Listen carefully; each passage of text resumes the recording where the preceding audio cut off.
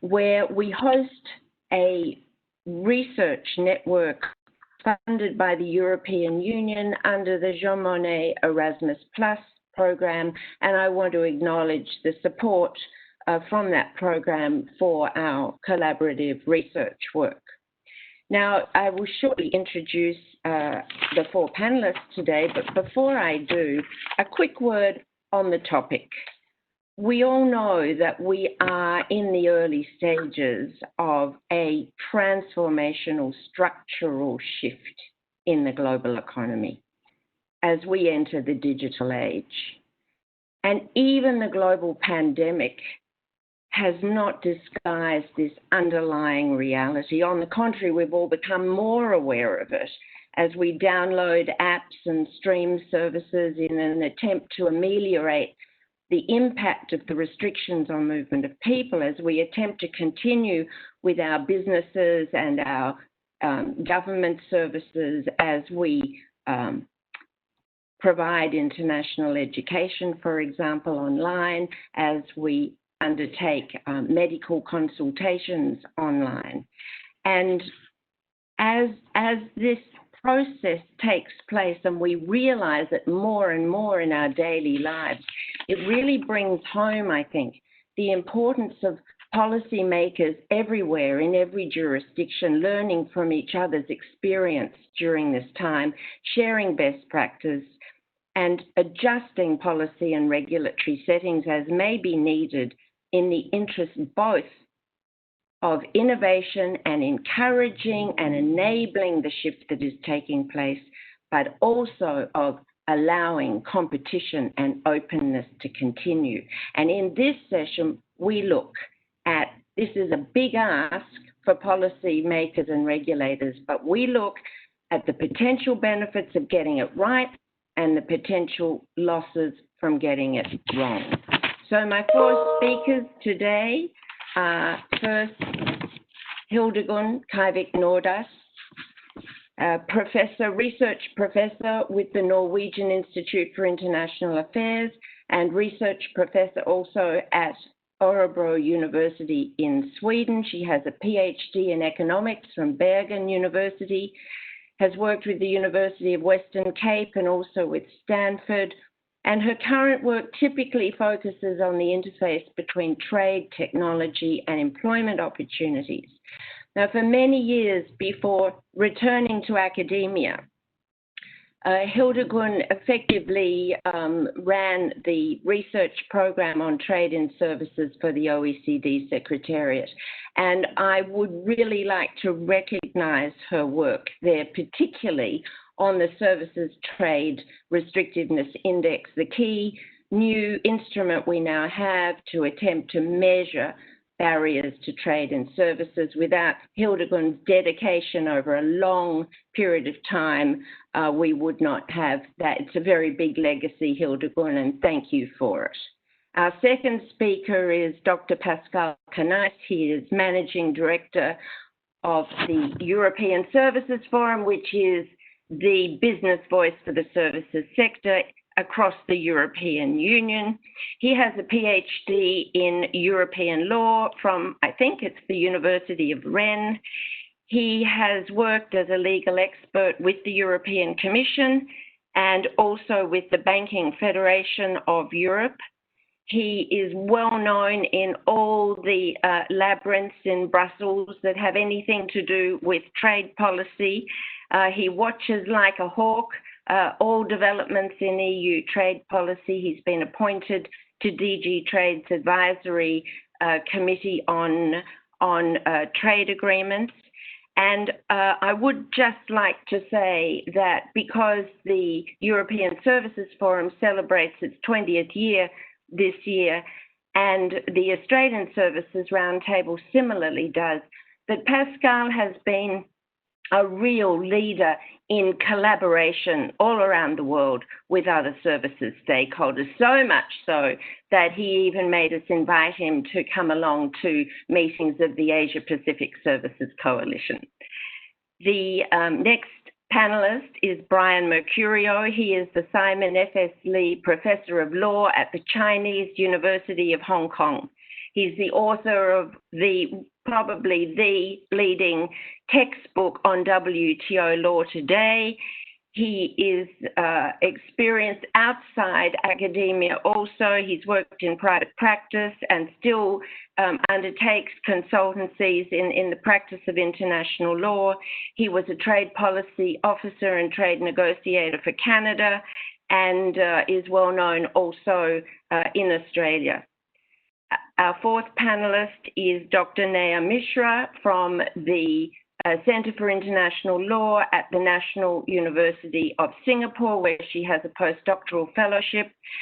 I do want to note that Neha has completed her PhD at the University of Melbourne Law School in Australia and is also well known to local and regional academic networks in my part of the world.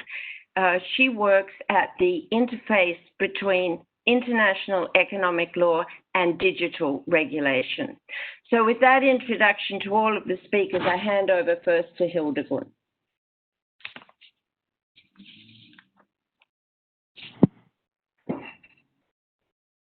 Hildegun, can you unmute and give us a video? Thank you. Yes. So thank you very much and good morning to everyone in Geneva time, and thank you for the kind introduction from Jane. So I will talk about competition and innovation in the digital age, and I ask the question whether they are friends or foes. And it seems to be the case that both too much regulation and too little could be foes to innovation.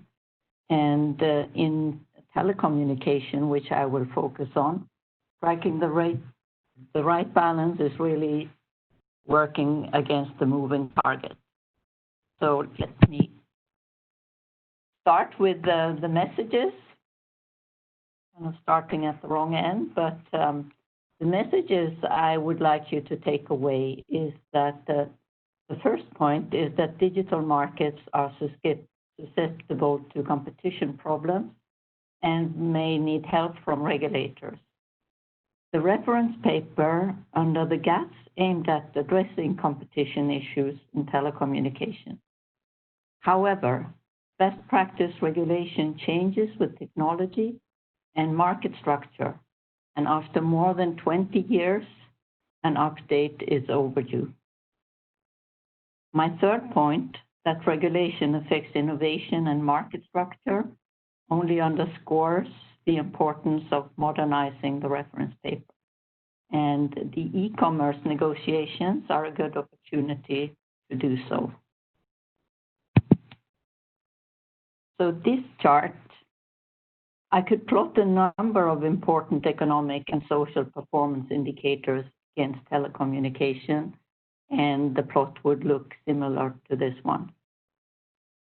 So the graph plots the log of mobile subscribers per 100 inhabitants against the log of bank accounts per 100 people. And you see that there is a very clear trend. It's not driven by GDP per capita, that the richer countries have more connectivity. That is, in a technical term, taken out. So the plot is net of that. And it shows clearly that more mobile phones goes with more people having a banking account. And if we look at different categories of people, we see that this relationship is stronger for young people and is stronger for poor people. So it reflects the all countries in the world during the period 2013 to 2017. So where does this relate to innovation? Well, having a bank account is a precondition for entering the formal economy. And we also see a similar relationship between telecommunication and having a bank account and the entry of new firms in the economy. And that would also be related to innovation.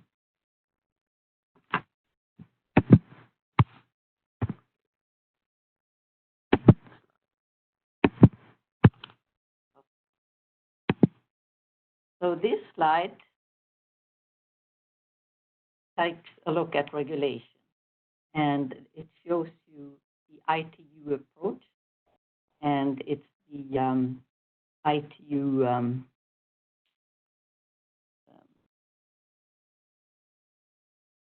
ITU regulatory generations. So the ITU actually distinguishes between 4 regulatory generations. And the first one is the command and control to rein in the incumbent, which was usually an SOE. And this has evolved through privatization and liberalization. That was also aiming at reining in the incumbent such that new entrants could thrive in the market. Best practice regulation has evolved also towards an independent regulator, overseeing technology-neutral regulatory principles from the ICT sector and more broadly the ICT sector. And as the regulator broadened its perspective, it also started to collaborate with other regulators, such as the Competition Authority and the financial sector regulators, and so on. The 5th generation is more like the approach to regulation than its content, and that's new from this year on. So then I want you to focus on the chart. So what you see here is that the yellow line, which is at the top here, that represents the average of a broadband subscription per 100 inhabitants. And I could use other indicators of telecommunications, and you would see the same picture. But it shows the average of countries that have implemented the Generation 4. And clearly, those have much better connectivity than those with the lower generation of regulation. It's important also to bear in mind that the number of countries included in each generation have changed over time.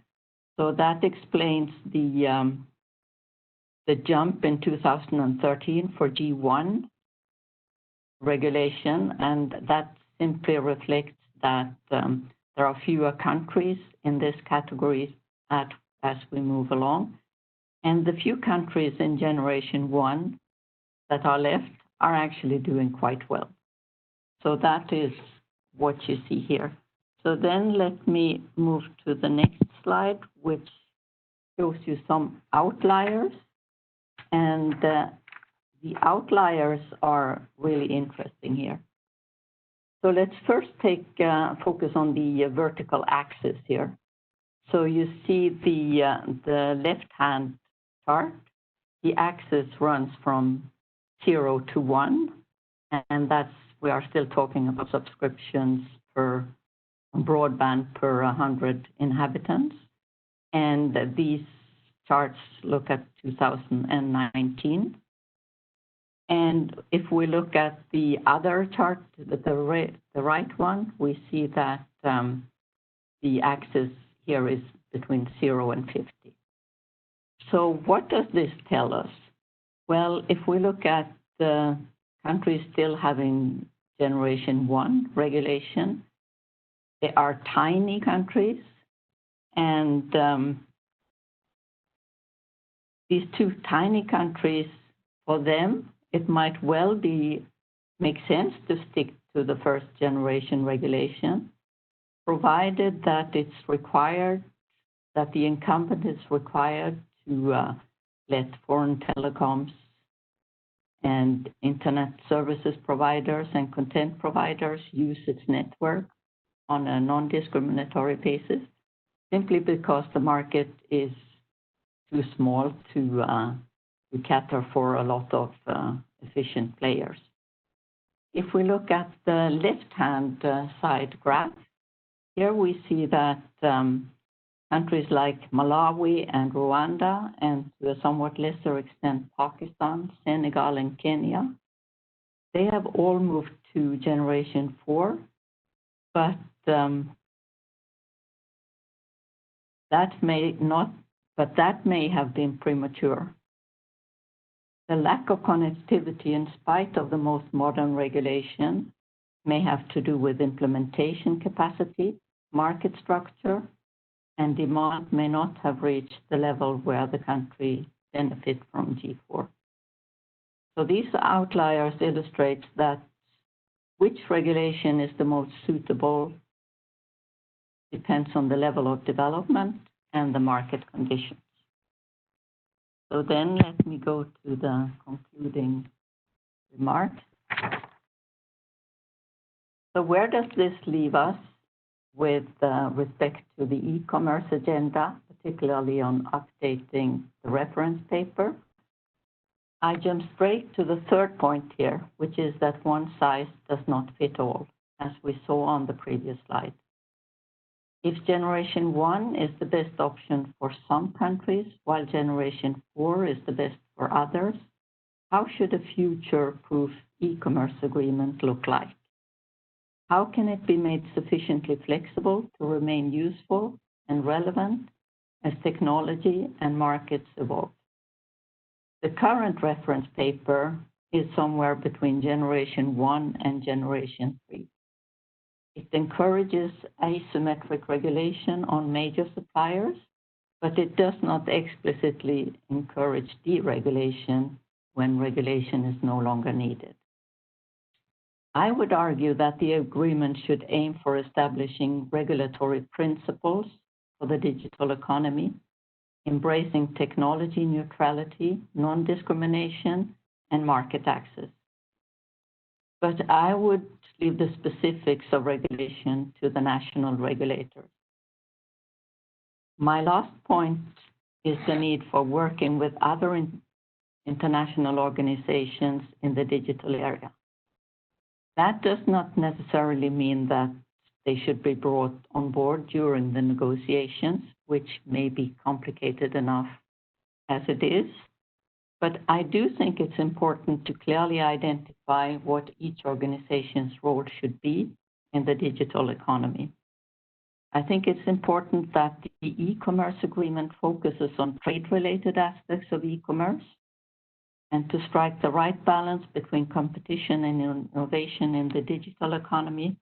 Countries need flexibility to adjust as markets and technology develops, and they need to share and explore best practice. I am not sure if the bargaining context of trade negotiations is the best place to do this when we're talking about the more specifics of regulation. Getting it right on telecommunications regulation spurs innovation in the sector itself and the services sectors that rely on it for their trade and doing business.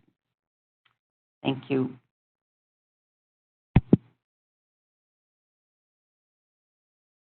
Hildegunn, thank you for a fascinating presentation. And I'm tempted to ask you just one question, if I may, before we move on, because I know we're going to come back to a number of issues you have raised, but it might be worth clarifying one thing now for all of us before we proceed, and that is if we go back to the 5 generations of regulation, particularly because you have explained in some detail 1, 2, and 3, I think. But can you help us understand just a little bit better the shift between 3 and 4, where we go from pro-competitive rules-based approach to integrated principles-based approach? What's the fundamental difference in that shift from generation 3 to generation 4? Well, the fundamental shift is really to broadening the scope of regulation. So here it's going from focusing narrowly on telecoms to look more broadly at the ICT sector. And the technology neutrality is an important aspect of that shift. Thank you. It is just the clarification we needed, I think. We'll be coming back to you on a number of different issues, but for now we turn to Pascal.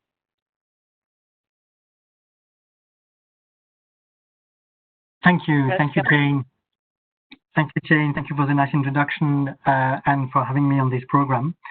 I'm going to focus on the aspect of the governance, international governance for digitally enabled services, which is part of our conversation today. I'm not going to speak too much about the domestic part. If there is any question on the WTO domestic discipline on domestic regulation in services, I can come back later on. But I would like to make first a short introduction of what happened in the governance on digitally enabled services by the FTAs and regional trade agreements. And many countries already have e-commerce chapters or digital trade chapters. I will start with the region I know better, which is the European Union, which has chapters on digital trade with Canada, with Japan, with Singapore, Vietnam, Mexico, Mercosur, and now we're also negotiating this kind of chapter with Australia, New Zealand, Indonesia, and of course this week with the United Kingdom. All of those chapters have been evolved in the time, and I will come back to the content of them, because the other part of big gathering of countries which have FTAs or regional trade agreement with interesting digital trade chapters to look at are first the comprehensive and progressive Trans-Pacific Partnership Agreement, which is the TPP-11 if you wish. We have the USMCA with US, Canada, and Mexico, which has been signed also recently. Even more recently, US-Japan digital trade, which is very specific on digital trade, in particular between these two countries. Then you have the agreement between Singapore, New Zealand, and Chile about the Digital Economic Partnership Agreement. And final one, I can recommend a very good article of Jane on this issue, which is the Digital Economic Agreement between Australia and Singapore. All of these agreements have very interesting content on improving the governance of digitally enabled services between different countries. And I wanted to take the content of these agreements to try to see what can we achieve in the WTO, in the current WTO negotiations on e-commerce, to see what we will be able to improve the governance on these issues. I will look at 6 different issues which are part of these agreements, and I think which should be part of the WTO negotiation in e-commerce. The first one is a batch of issues which have been included by all countries, and there is very low opposition to the content of these provisions in international agreement by most countries, and I think it could serve as a baseline for a WTO agreement. And I'm going to list them because I think it is important to understand that it is not only about the last aspect I'm going to see in my presentation, but these ones I'm going to list now are also very important. So mutual recognition of the digital entities, e-authentication, e-signature, e-invoicing, provision on consumer protection, provision on fighting spam and unsolicited messages, online facilitation of e-payment, very important. Now, an issue which is now becoming more and more also standard in these agreements are open government data. And then on the facilitation part, paperless, express shipment, and cybersecurity. All of these issues are a very important part of the digitally governance of digitally enabled services, and I think it would be important to understand the importance of these issues and not to diminish their importance. Then second part, it is not in all agreement, but Hildegund talked about that earlier on, the willingness to improve commitments in regulatory disciplines related to digital enabled services. I'm referring here to the fact that the WTO GATS negotiation during the Uruguay round have delivered some disciplines that are applicable to some of the digital enabled services, like the reference paper on telecommunication. which is the infrastructural part of these digital services. But this reference paper now is 25 years old and does not encompass regulatory disciplines for the governments of the new IT services, of the new added value services. And therefore, we can consider that maybe by improving this reference paper and these regulatory disciplines into that part of the digital world, we could maybe improve the governance of these sectors. So commitment to ensure regulatory independence, pro-competitive environment and interconnectivity that Ildegun spoke a bit earlier on. These will no doubt facilitate the good international government. But so far in the WTO negotiations, only very few countries like the European Union and Norway have accepted that they should be part of the discussion. So it would be interesting to see the evolution of that. The third aspect I wanted to talk about, which are part of these international agreements and digital trade chapters, is no custom duties on electronic transmissions. And here, I think there is a large part of the countries which are willing to go on that line. As you know, India, South Africa, Indonesia are putting into question the renewable, the review and the adoption of the moratorium on custom duties on electronic transmissions. This is not part of the WTO e-commerce rules. These countries are not part of the exercise, but they are willing to not renew the moratorium. But what we can do in the WTO e-commerce negotiations is to make sure that this ban is going to be permanent. So a ban on countries raising duties on electronic transmissions. The fourth aspect is non-discrimination against digital products. Many countries have adopted that into their agreement. Essentially, what I will call, if I can be summarizing the TPP-12, and here the European Union has a major problem with this chapter, because for the European Union, these two words, digital products, are antinomic.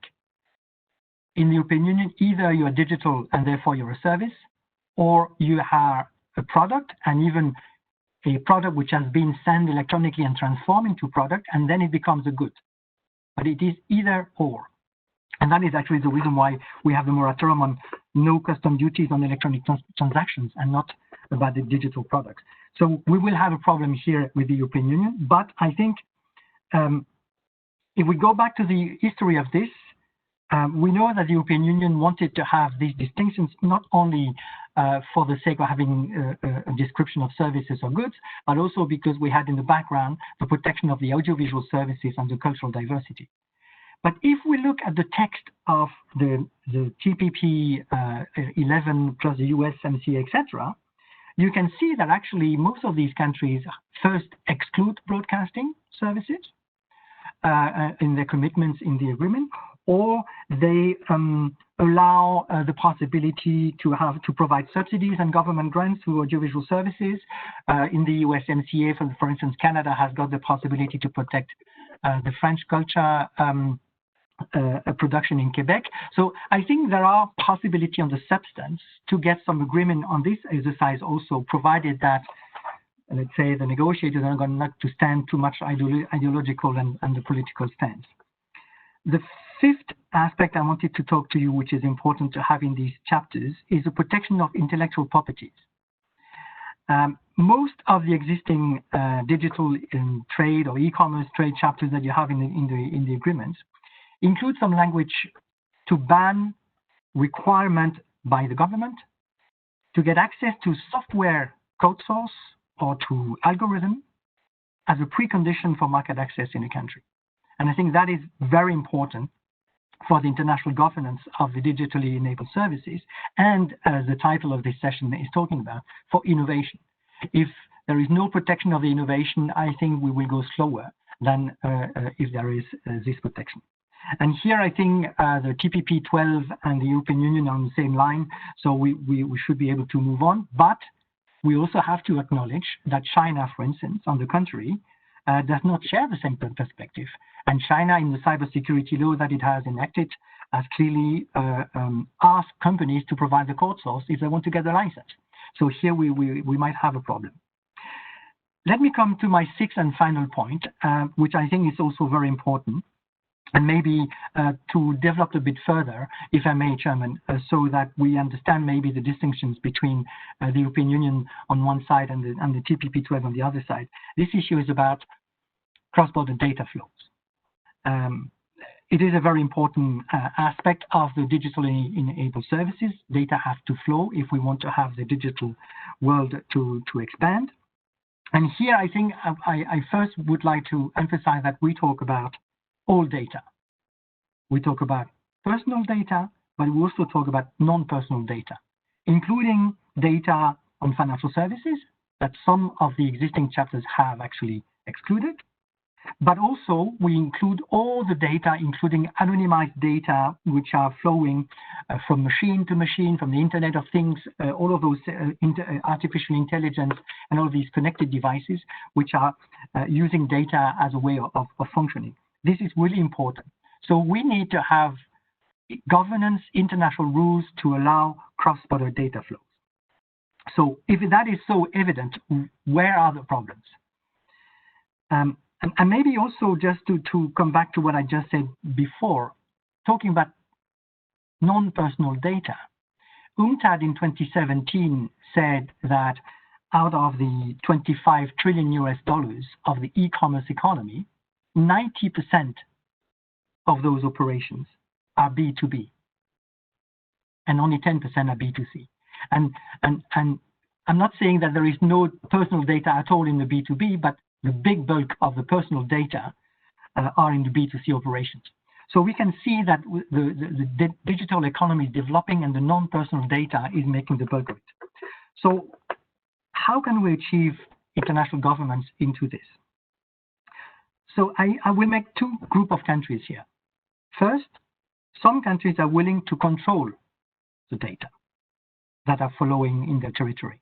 And therefore, either for economic protectionist reason, and Jane, in your panel yesterday, you talked about the digital industrial policy, which I like very much, and that is indeed many countries have this behavior of believing that if they protect the data into their own territory, they will be able to thrive the digital sector. I'm not sure this is going to be what companies believe. Then other countries control data because they want that for ideological and political reasons. Controlling the internet traffic, controlling the people, that is part of their way of working, and we have to acknowledge this. And of course, that would be China, Russia, Indonesia, even if Indonesia apparently is going to be changing a bit, Vietnam, some African countries. So this is part of the environment that we have to deal with. The other part, the other countries, which are more in favor of cross-border data flow disciplines, can be also divided into two. This is on one side the European Union and its partners, usual partners and satellite, if you wish, and then the PPT-12, to which we may actually add the United Kingdom, but that remains to be seen. So let me first take the EU. I think contrary to sometimes believed, the EU is, in its recent FTA that I just mentioned at the very beginning of my presentation, has adopted effectively strong language in banning localization requirements. A very strong language. And I would argue even that this language is stronger than what is in the TPP chapter on e-commerce. But, and there is always a but, the European Union, for historical and political reasons, insists on the right to protect personal data. And the EU considers that it has a right to have personal data protected, and that is a fundamental human right. And I would like to emphasize the meaning of these three words, because if it is a fundamental human right, you cannot put any conditionality, any provision to the respect of this word. And this is where we have a problem. Because if you look at the other group, the TPP-12, so the 11 countries of the CPTPP and the United States, they have adopted, and the way the countries are looking at this issue is that we want to first establish and express the principle of free cross-border data flows. And I think that the UK is going to go on the same line. this principle, immediately in the text, is subject to some exceptions that apply to legitimate public policy objective, which is the usual exception that we find in the agreement. But this exception is followed by these following words. I'd like you to stand with me. As long as there are no unjustifiable discrimination or disguised restriction to trade. And it is this as long as that is creating a problem for the European Union. Because for those who are really defending personal data protection, they say, no, we cannot put any condition to this. So we have a problem of this conditionality. Because the reason behind this is that the European Union, as you would certainly know, has adopted a very strong high-level general data protection regulation, the famous GDPR. And the politicians in Europe do not want that this GDPR could be challenged by an international trade partner as being unjustifiable, as I just mentioned earlier. So the current political situation in the EU will probably not allow a move on this issue. And you know that we have got a European Court of Justice case in July this year called the Schrems II, where it is actually putting into question the privacy shield, EU-US privacy shield for protection data. So it has enhanced even the level of data protection in the European Union. But on one hand, so we have the TPP-12, consider that the language proposed by the EU is too protective regarding data privacy regulation. And they fear that such language will also allow trading partners to abuse or to disguise data protection legislation into banning localization. So you would use take an excuse to enact a digital protection of data to introduce new barriers to trade, and that is not acceptable to the TPP-12, which is understandable.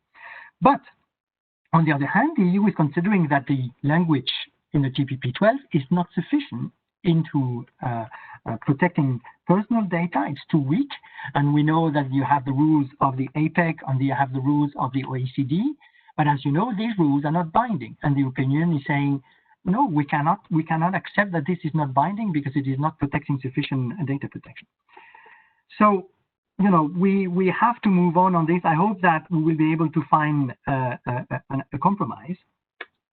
The EU is saying, repeating and repeating again, the strong language protecting personal data is exclusively for personal data protection.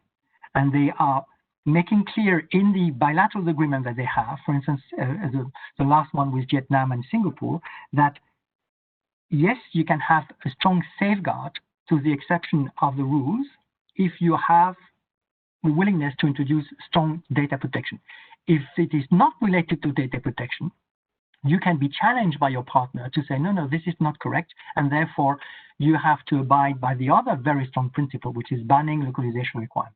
So the EU is, I think, the principle and the willingness of the government is more or less the same, but they have to stand with their own political problems of each side. So to conclude, I think if there is a willingness to move ahead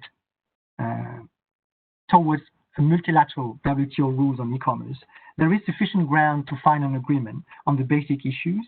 And then if it is not possible to have all the 84 countries which are now participating to the WTO e-commerce, maybe we could, and I'm here launching this idea of a provocative discussion, maybe having a two-tier approach where we have some countries which are willing to go further, and I think the EU and the TPP-12 could be a group of willing to go further.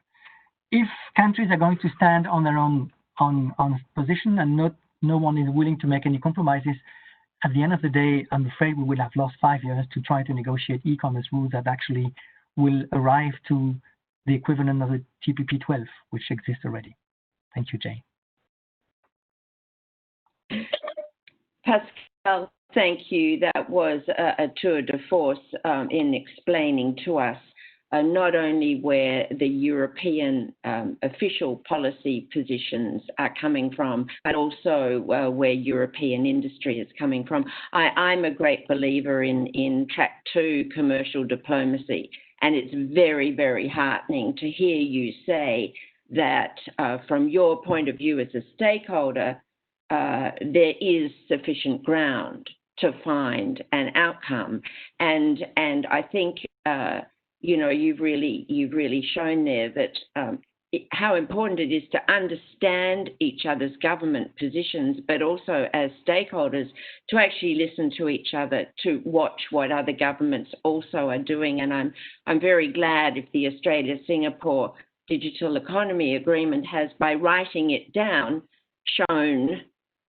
shown actually, if you read it, there are areas in it that you probably surprisingly find that you like when you might not expect to like them. And I think this comes from the business community having such shared interests in this agenda. We all know where we want to go, and helping our governments get there is so important. So it was a very, very interesting presentation. Thank you. I'm very tempted to set up a track 2 working party of Hildegun and Pascal to redraft the Telecoms reference paper. But before we do that, I think I might want to let Brian into this conversation as well. And so we'll come back to some of those specific issues that you raised, Pascal, when we've heard also from the other speakers. So Brian, over to you. Great, thank you, Jane, and thank you to the 2 previous speakers for the excellent presentations, which I'll pick up on. I'm going to need the host to put my slides up. If that can happen, that would be great. Okay, thank you, and I think I will get to mine here. Okay, so I'm going to actually take a step back a bit and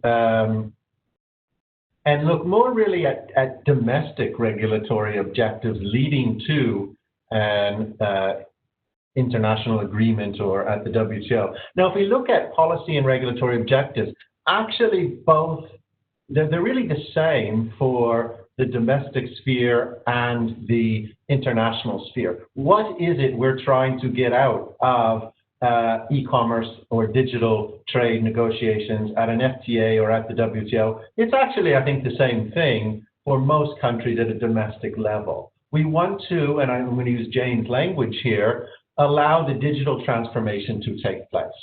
Right? We want regulation, or we want a framework, but we don't want to block. We want it to go forward. We want to allow the transformation to take place. We want to facilitate the opportunities that come from cross-border data flow, and that's really what I will focus on today, is that cross-border flow of data. And we want to minimize the externalities. Now, while we have many countries and jurisdictions that have positions on this, and of course Pascal went over a number of them. The leading ones really would be the US, the EU, China. You have Russia, Indonesia, Singapore, others that follow. But a lot of countries and jurisdictions haven't really set the domestic framework yet. They haven't really figured out what's their own domestic imperative and how that fits into regional international links, which in fact they've already developed or are developing. And I think this is one of the reasons why a lot of countries have not signed up for the negotiations in Geneva. They recognize their own kind of infrastructure problems and lack of regulatory framework, and don't really want to be bound by something that they're not really sure how it will affect them and their policy making. So just as an example here, I'll use my own jurisdiction of Hong Kong. There's no written policy. I don't think there's any unwritten policy either, and there's no legislative framework towards what Hong Kong would want for a policy on cross-border data or digital trade. Now, the imperatives from the domestic economy, though, are very clear. Economic drivers are the key to Hong Kong, right? It wants to be a fintech hub, it wants to be a global technology hub, and a financial corridor to and from China. These are actually written down in very clear economic imperatives. But when looking at what it must do to get there, part of that, of course, relates to cross-border trade. the impact of digital technologies, and in fact, the importance and strategic role data flows play. Now, this is not going to be the same, of course, for other countries in terms of what it is they want to become and what they want to consider. And this goes back to Hildegard's point. It's not one size fits all here, right? Different countries are going to have different drivers. It just so happens Hong Kong is obviously an economic entrepot to and from China and a free trade city. So in this regard, it's a very simple illustration here. If it wants to be a business hub, if it wants to be a technology hub, and if it wants to be a finance hub, what does it need to rely on in all three of those things? Data flows. So data flows are going to play and are playing a crucial role in the economic success of Hong Kong. Data flows are at the heart. Now, this is an incredibly complicated slide. It is my favorite slide ever, and I give credit to my research associate, Ron Yu, for putting it together for me, because I don't have the skills. But it's really quite instructive, and what it says is why formulate a policy and what do you need to look at? Now, at the core, you would say, are three things: national competitiveness, business attractiveness, and regulation. But then under that, it actually becomes incredibly complex, intertwined in the bottom layers of, well, we need to then consider trade and how this affects innovation and finance and safety and integrity, which is something, of course, Nihal will pick up on, and other issues. Now, it's that bottom layer then that gets to kind of the nitty-gritty and policy making, which is okay, if we're looking at national competitiveness and we're going to look at trade, what do we need to take into consideration? Well, it's the existing framework, the existing commitments, whether that be at the domestic level or at regional, bilateral, and international trade agreements. Obviously, intellectual property impacts upon innovation, which relates to really all three of those top layer points: competition law, cybersecurity, privacy, consumer protection, etc., etc. So while I first really looked at this cross-border data issue from just the trade component, the more you look at it, the more complicated it gets. And in fact, you see that in order to remain competitive, you need to have a properly formulated policy. One misstep could lead to unintended consequences. I'll just give one example, well, two examples. One could be actually, some people would argue, the EU's GDPR and its effect on investment and innovation within Europe. But a clear example would be Massachusetts in the US had a facial recognition. They wanted to ban facial recognition, which led to, in fact, an exodus of all the companies from Boston and Massachusetts that were working on those technologies. So that wasn't something that was anticipated. They didn't anticipate how is this going to affect the businesses that are here working on the new Silicon Valley in Massachusetts. Now, Hong Kong, as I said, has no clear policy or strategy, even though data is the driving force of the economy. But is there a by default policy due to trade agreements? Taking the wonderful Mira Burry's TEPT data set, which looks at PTAs concluded from 2000 to the early part of last year, what we see, just to basically very briefly in one sentence go over that, is obviously more and more agreements are dealing with e-commerce or digital trade, and in fact in a more comprehensive manner than before. Pascal went over a number of provisions in the USMCA, CPTPP, and others. So I won't go over there, but what we do see, though, I will say, is the leaders, the demandors, in terms of free trade agreements, and obviously the WTO initiative, have two things in common. They have a national policy and a strategic direction.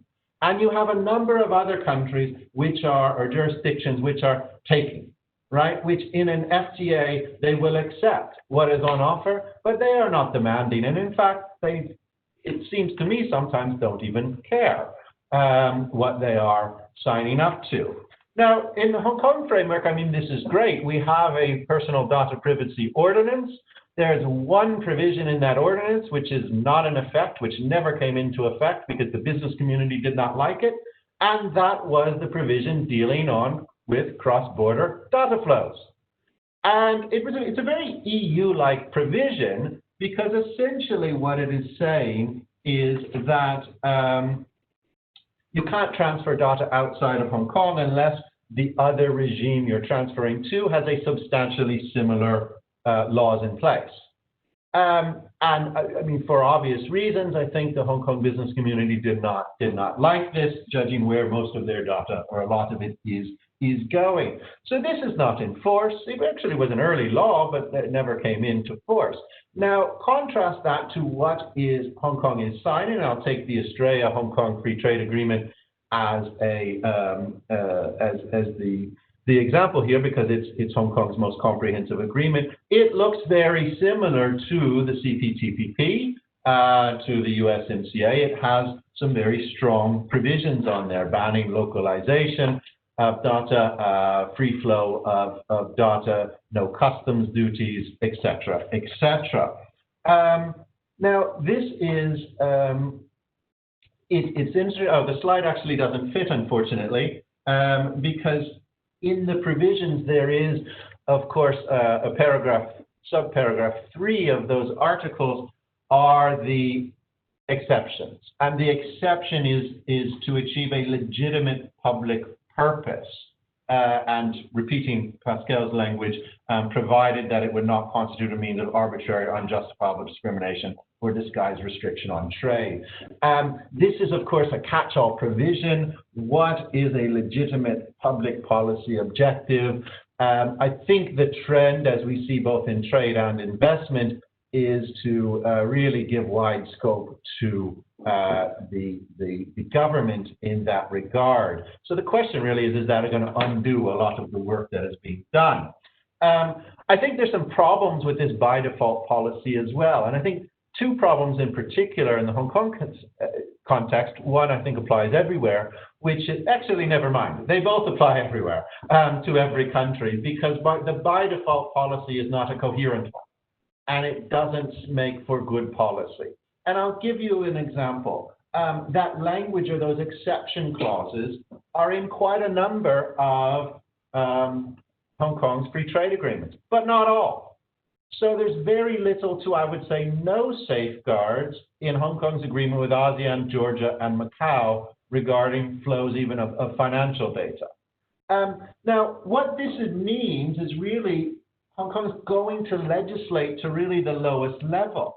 They're not going to have a different legislative framework for different countries depending on the FTA. Administratively, that's going to be far too difficult. So if some contain safeguards and others don't, really they may just legislate without safeguards, which in fact we see Hong Kong doing in the IP context, particularly with pharmaceutical patents. The second thing is, if you look at the law, which is not in place, I think it's very much, as I said, resembles the European approach, but all of the FTAs that Hong Kong signs resemble the US approach. So we have, again, a bit of a disconnect as to which direction the jurisdiction is going. I'll just skip this slide, but it basically means the time is now. In fact, the time is yesterday to develop a policy because so many initiatives are going on that it's very important to do so. Now, multilateral negotiations, a treaty whose time has come. I was a little surprised to see some skepticism by Hildegard and Pascal. I thought I was going to be the only skeptic, but in fact, it's a merry band of skeptics in some regard. And what I see the problem being is, I think the plurilateral agreements that are most successful, and in fact the agreements that are most successful, essentially codify standards that have been adopted by leaders. They don't really shoot us forward. I think, not many countries want that to happen. If they can codify common positions, that is great. Now, my worry is because we have differing levels of different policy frameworks and approaches to issues that Pascal went over very, very clearly, is we might get what I would say is like an ACTA 2.0 emerge, the Anti-Counterfeiting Trade Agreement. If you remember that agreement, it's never came into force. Its purpose was to stop counterfeiting in intellectual property. And in fact, the objective was the international framework doesn't go far enough. We need to go further. The problem is no one wanted to change their law. So we ended up with an agreement which allowed every country to keep their laws in place. Switzerland, EU, US, Japan, no one had to change. Now, how can you actually improve the situation if no one has to change anything? And so my worry here is we get an agreement where consensus is reached, allowing each country to keep doing what they're doing. And in that sense, again, what's the purpose? What is actually the purpose? There may be some.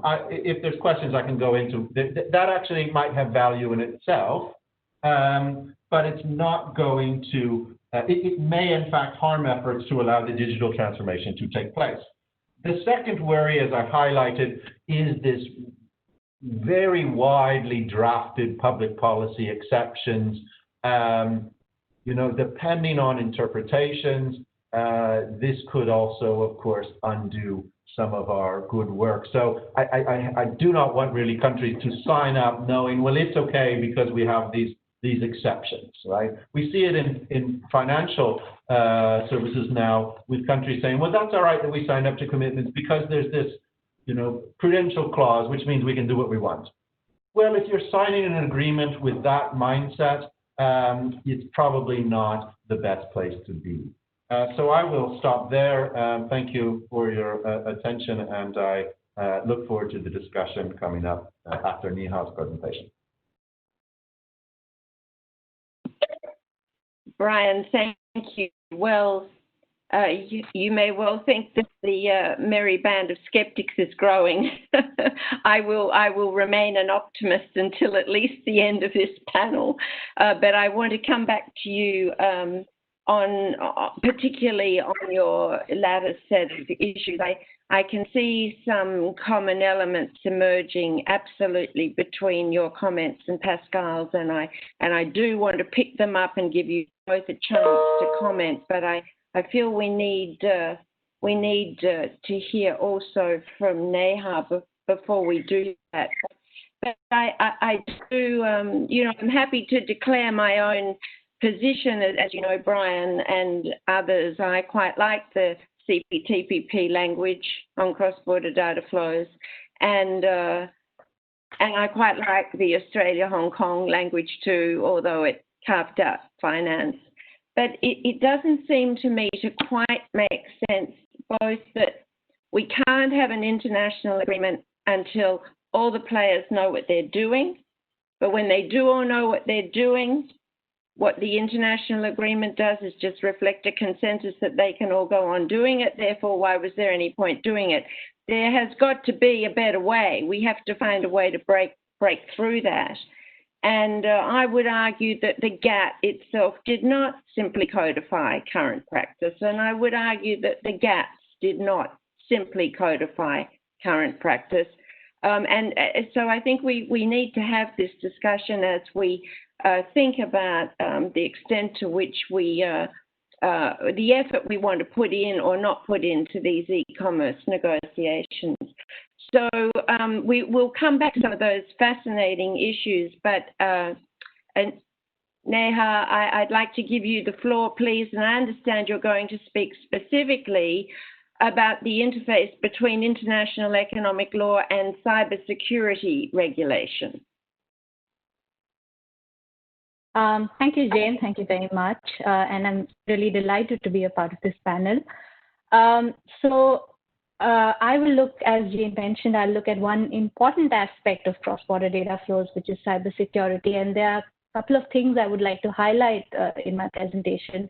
One is the role of cybersecurity in digital trade, and also how international trade agreements interface with cybersecurity regulations. And there are two key points that I would like to highlight, or two key arguments that I'd like to make.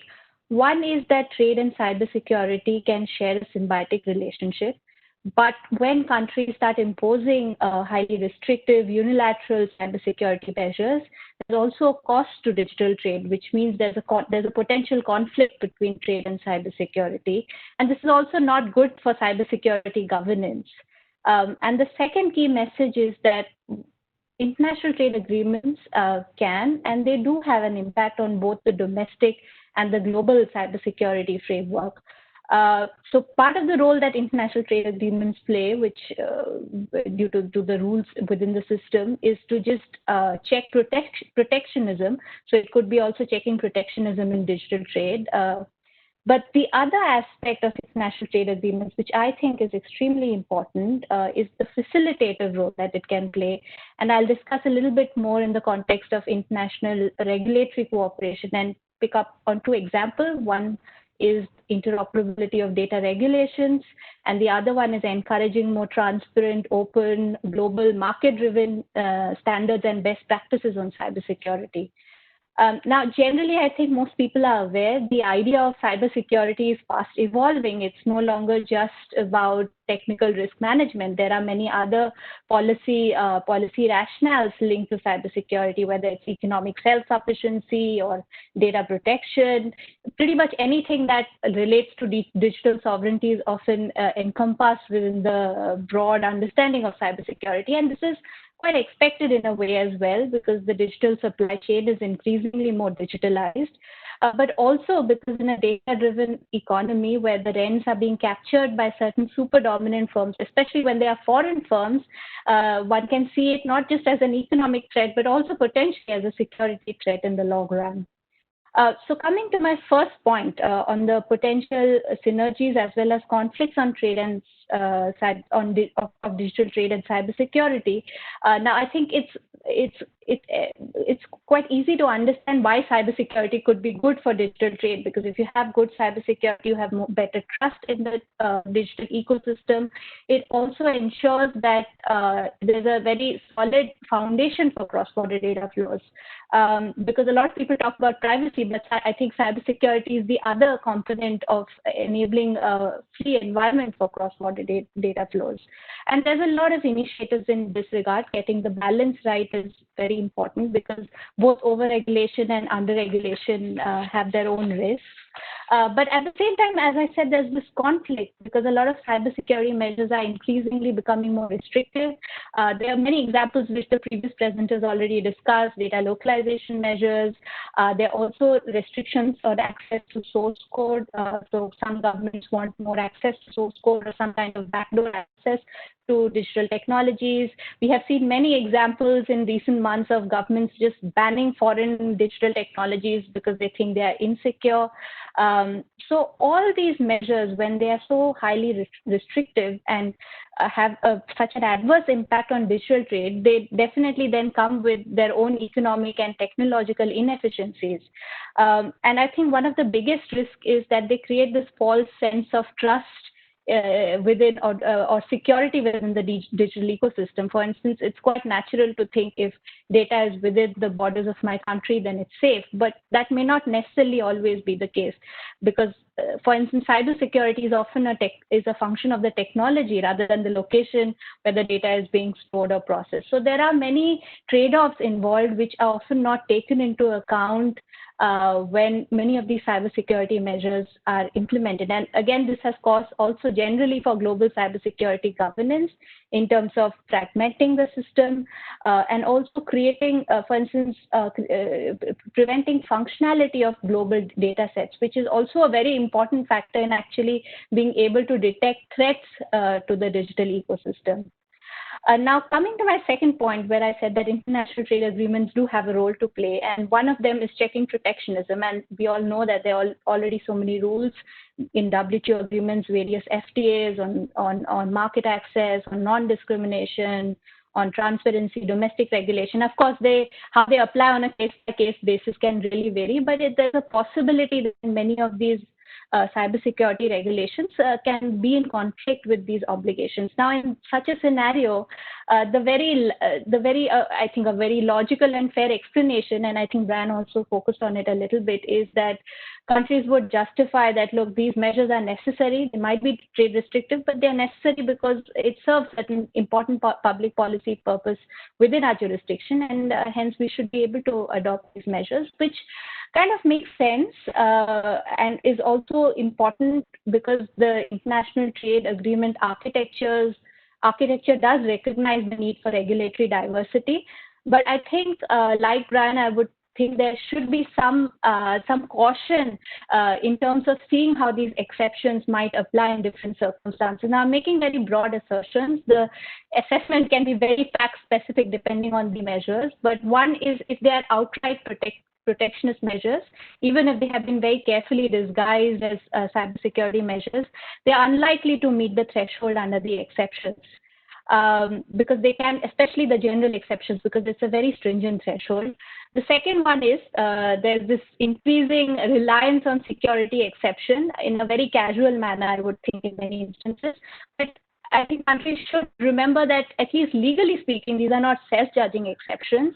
They apply in very limited exceptional circumstances. And when you think of the cyber realm, there's no clarity on how these exceptions would apply. For instance, we don't know what happens when these cyber threats are imminent in nature, or they are not well-defined, or they're not time-bound.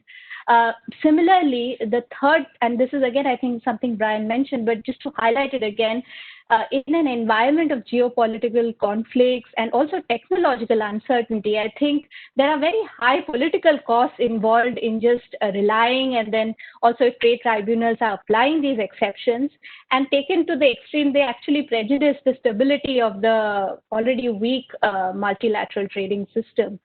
And one might, of course, argue that you can interpret these exceptions contextually, or you can, for future digital trade agreements, you can design exceptions which are tailored for the digital age. But I would say, agreeing with the certain level of skepticism that my co-panelists have already brought about, that it's difficult. In the short term, it's difficult to actually come up with these solutions. So I think the facilitative role of international trade agreements is going to play a very critical role in the future. And by this, I don't necessarily mean harmonization. I think it's quite clear, and Brian was very, he gave the specific example of Hong Kong, but that would be true for every country, that they have their own cyber risk preferences, and they won't really agree to harmonize standards. That would not be the, and probably that's not also the desirable outcome in the current circumstances. But increasingly, trade agreements do recognize the relationship of trade and cybersecurity. Brian, in his slides, it was one of the lowest things, one of the things in the bottom layer, but it does then build up to the upper layers of, and then finally connect to the whole idea of data flows and digital economy. And I think if you look at the FTAs, and Brian mentioned about the tape data set, it does actually cover all the, up to last year, cover all the cybersecurity provisions. You'll see generally they have been quite weak. They are growing in scope. They are covering more issues, but they still tend to be very soft provisions. But there is potential to, especially between like-minded trading partners, there's potential to agree on more interoperable standards or interoperable regulations. I think even the WTO has a certain role to play in this regard. There are trade committees where these dialogues can happen in a transparent manner. There could be more transparency initiatives where governments are more, they openly talk about what domestic regulations they have. Often these regulations tend to be very opaque and unclear. And this could eventually lead to more interoperability, to better use of mutual recognition mechanisms, say in context of data transfers or data certification mechanisms. Again, reducing regulatory frictions, at least between like-minded trading partners, if not at the multilateral level. And the same holds true for, I think, international cybersecurity standards, where now we see this mad race where every country wants to be the dominant market leader, because that's one way of establishing their market presence. And so, so they, especially with AI and Internet of Things, now we are seeing this mad race. But I don't think, instead, if international trade agreements encourage countries to take up more global, open, competitive, market-driven standards, I think that would be much more favorable to the digital trading environment compared to indigenous standards, which often are closed and opaque and not subject to the same level of scrutiny. And I think within the WTO context, especially for trade and services, my interpretation is there's little scope to recognize many of the private and multi-stakeholder standards which are actually very dominant in the real world. So there's again a gap between what the law says and what is actually happening in the real world. So let me conclude with this. All my co-panelists have already identified that this is a very complex ecosystem, equally for cybersecurity in particular. If you think of the relationship of trade, cybersecurity, and geopolitics, it's equally complex. And there are dialogues happening in various fora because there are different elements to these issues. It's a highly interdisciplinary issue and thus requiring policy interventions from different bodies, international bodies, multi-stakeholder bodies, and even private bodies. Private companies play a very active role especially in the cybersecurity realm in terms of proposing norms or best practices. So it's important for trade policymakers to acknowledge this cross-cutting policy engagement, to also know that they have a role to play in this regard, and think carefully how trade rules and processes within trade institutions could align with, and if possible, even co-opt some of these growing, evolving norms, standards, and best practices in cybersecurity. Okay, thank you. Neha, thank you very much. Well, for me, this has been a fascinating discussion because I think we all know that no two economists ever agree with each other. But what is amazing to me is we have 3 lawyers on this panel, and all 3 of them have agreed that the current trend in drafting disciplines on cross-border data flows is allowing way too many exceptions. All 3 lawyers have said this exact same thing, too many exceptions. And I find that really interesting because the lawyers, of course, are the ones that know how to avail themselves of exceptions. And I guess we are seeing predictions here that countries will avail themselves of exceptions clauses. And so perhaps what we need is a more straightforward discipline which simply says that cross-border data flows should be free. There's my solution to the legal problem the 3 of you have presented. I'm going to be a little less trivial and turn one question immediately, Neha, to you. But I'd suggest that Hildegunn might also like to comment on this because it was quite a striking sentence from you. I think you said that in a data-driven economy, economic rents from data are largely captured by some super-dominant firms and some super-dominant, I think you said, foreign firms. So my question for you and for Hildegunn is how much does this matter? And how much does it prevent SMEs and micro SMEs from benefiting from the services that these platforms from these dominant foreign firms are providing?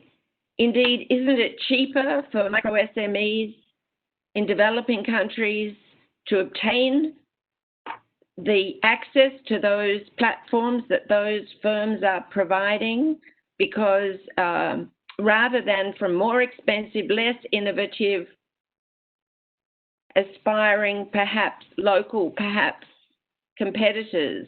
But why is it so clear for you that we have a competition policy problem here? And if so, I would like Hildegunn to come in on this too. So I think the economic evidence on this issue is not yet out. I think you're right when you point out that many small enterprises, micro enterprises will benefit if they use these platforms and try to build their own businesses. And we have already seen that in many developing countries where even platforms like Facebook have been or Instagram have been very instrumental for many people, entrepreneurs to make money out of it. But I think the other side of especially if not in America or not in China, where most of these platforms originate from either American or Chinese, there could be, I think the concerns could be legitimate also in some sense that these platforms do get much more profits from the data they collect as compared to individual entrepreneurs. But I don't know how much of it is. I mean, I think there's more of a competition law issue here than a trade law issue. I think domestic competition policy will have to ensure that the profits are redistributed properly, that everyone is given access to data so that they can innovate. And I think it also depends which country you are, right? If you are a big country with a reasonable number of digital resources, good engineers, if you're India, for instance, or Indonesia, you could think that, well, it's possible for me to build certain platforms because, I have a big market. And a lot of these countries take inspiration from the success of China in that regard.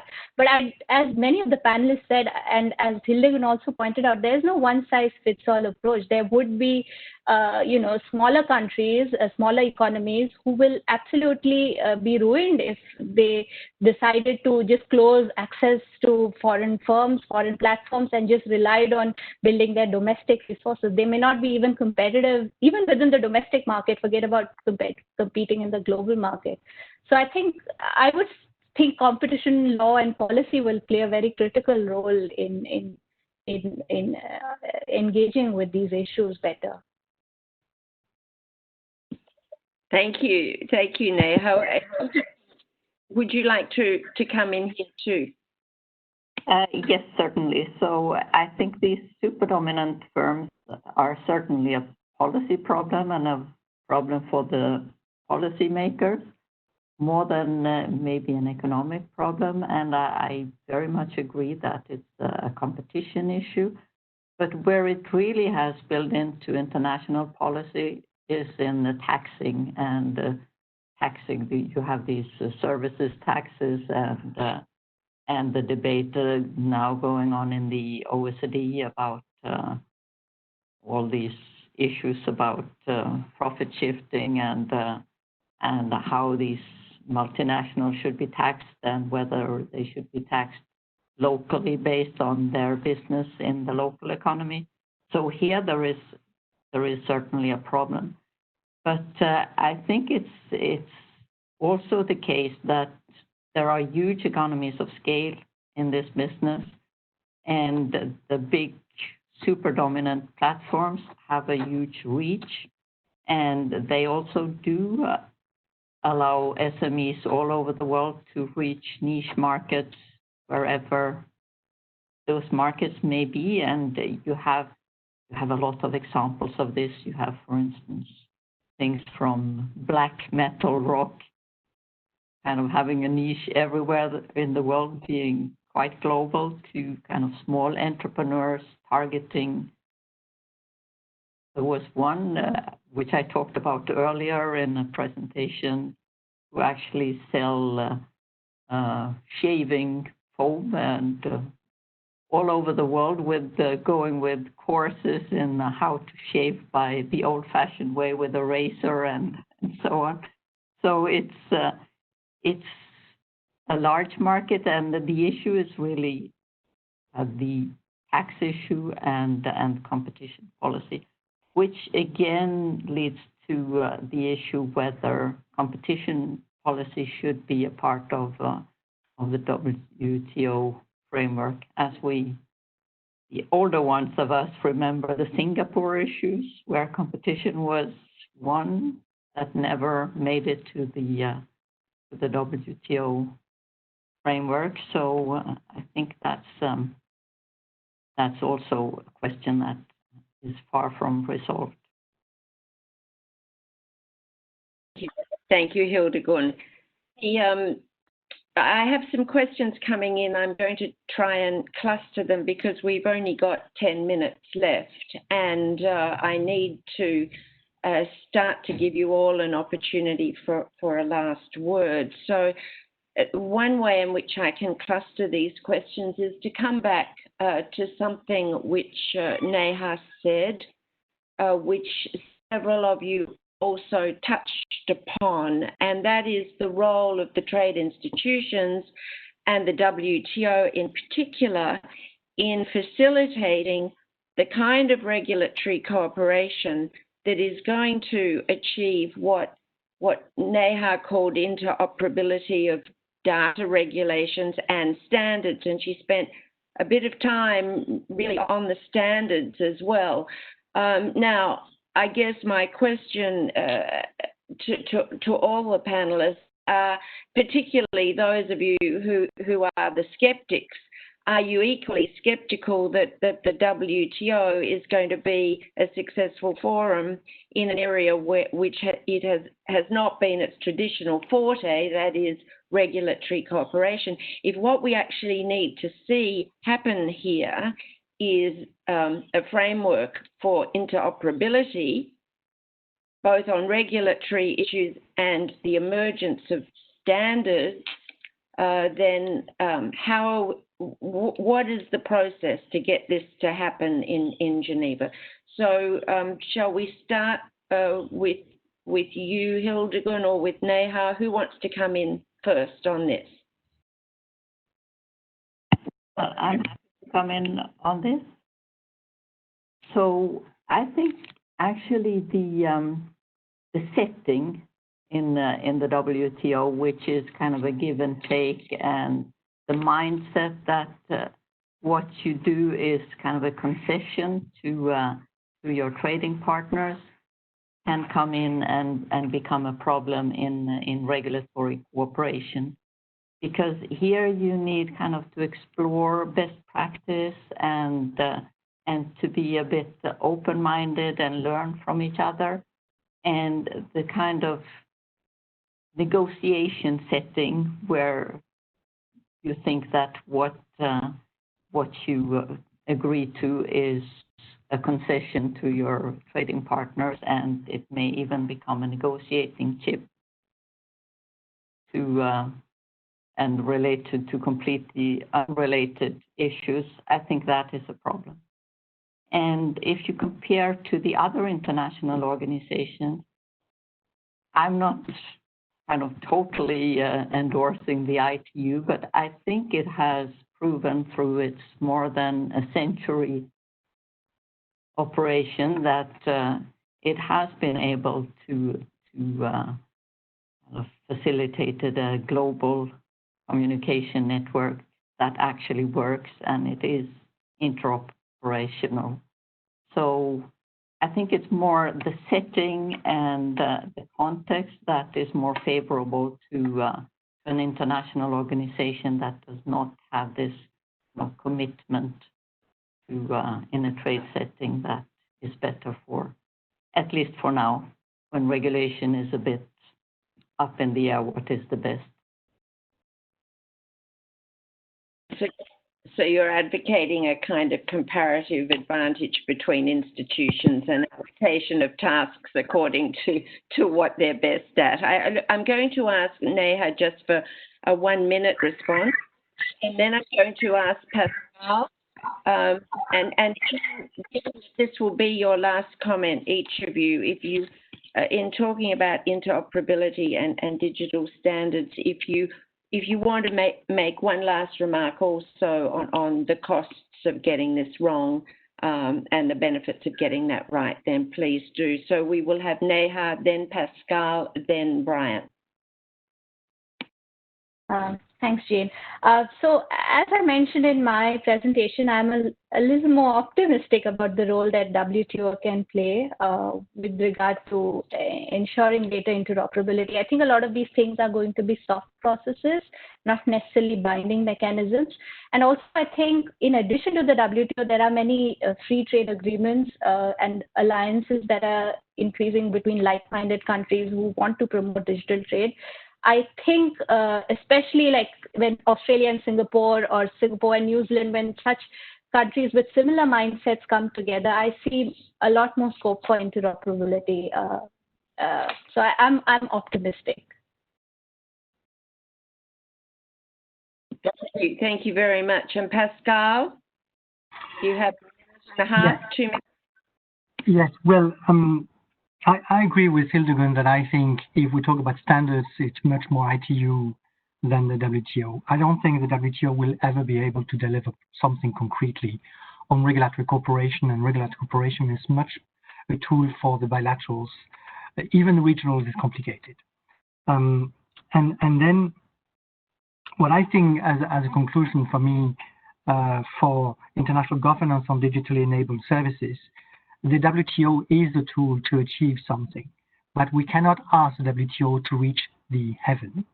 So for me, the WTO is a framework for a minimum set of multilateral rules applied everywhere. And we have to remember, like Brian said, that there are some countries which do not have at all of these rules.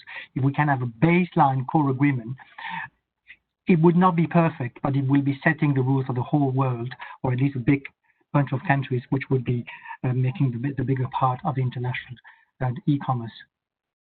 I stop here. Thank you. Thank you, Pascal. And Brian, a last word from you. Sure. I think I agree with a lot of what was said. I am a multilateralist, so I'm an optimist as well. So I do think the WTO can deliver. I've been waiting a long time in other settings for that delivery to occur, but I'm willing to wait. I'm still relatively young. Agree, I think, I think regulatory cooperation can happen. I'm even willing to think further about Pascal's proposal for the two-tier approach. I'm just not sure at this stage, because I'm not sure at this stage, if a majority of members have actually a view as to which direction to go.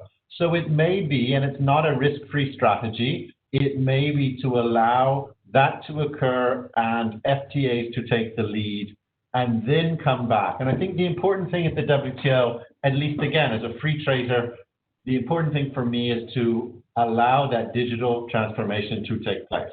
Whether that's a minimum standard agreement, the foundation from which the house is built, that would be great. But if it's an agreement which locks in exceptions which prevent the digital transformation from taking place or hamper it, or is hijacked by protectionist purposes or other objectives, then I would rather the WTO not be involved.